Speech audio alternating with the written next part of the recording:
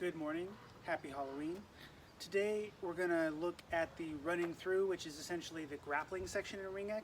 I'm going to handle this a little bit differently in that I'm going to read to you the Zettel and a couple examples from the gloss, and we're just going to go over some key concepts because grappling and all the different grappling plays are a little hard to practice on a Pell, but there are a few things I think are important to key off on that we can practice on the Pell.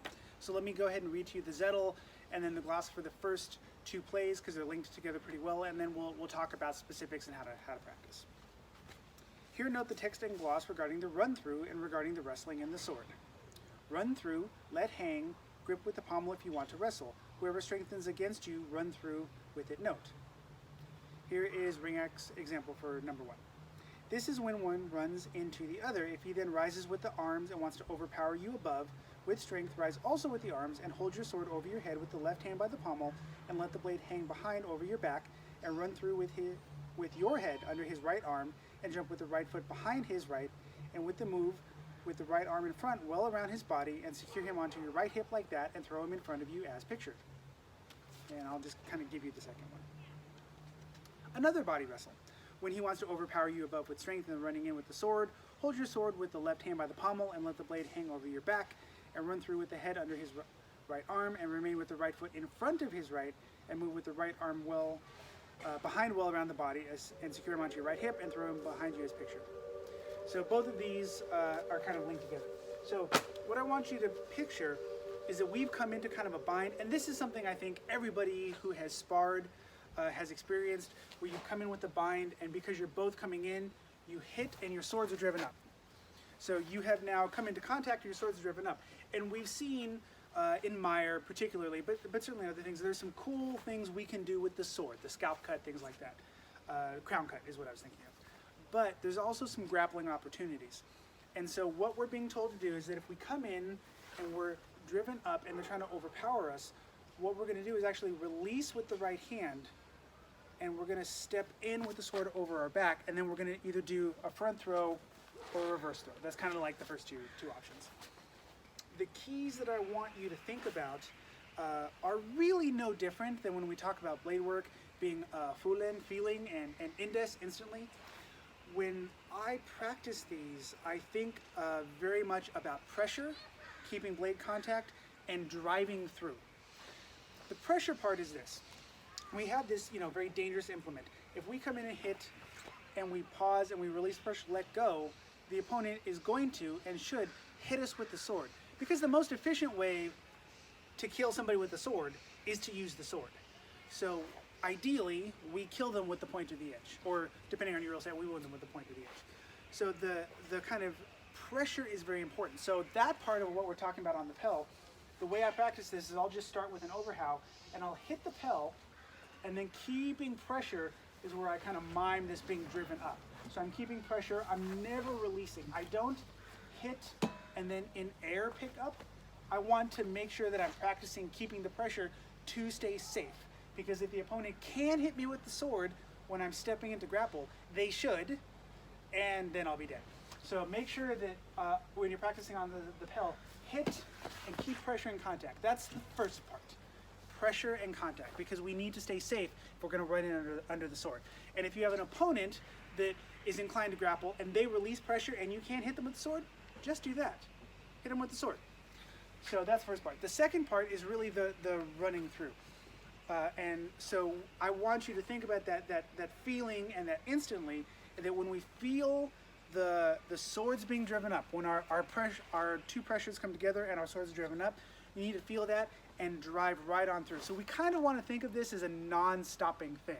So when I practice this, what I tell people is we're going to hit, drive up, we're going to let go, and step through. And it should really feel like one motion. It is not, what's going on, let go. Like, it doesn't work that way. We need feeling, and instantly we need to drive all the way through.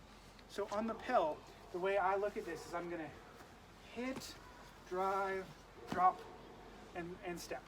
And I want to start slow, of course, and then eventually you really want it to be as much a single thing as you can. Now, I have a fairly light Pell, so I can actually practice kind of taking my Pell off its base a little bit, and I can do that in both directions. So for my Pell, I can hit, drive, step through. And see, even in the hanging, I got some contact. I can just practice making sure that my initial step is going to unbalance my opponent. You want your driving through, your initial positioning, to start your opponent off balance.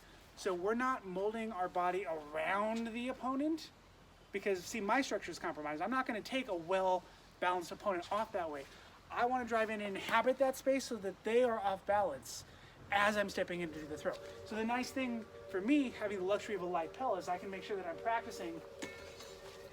When my step is done, I've already taken my pel off the balance.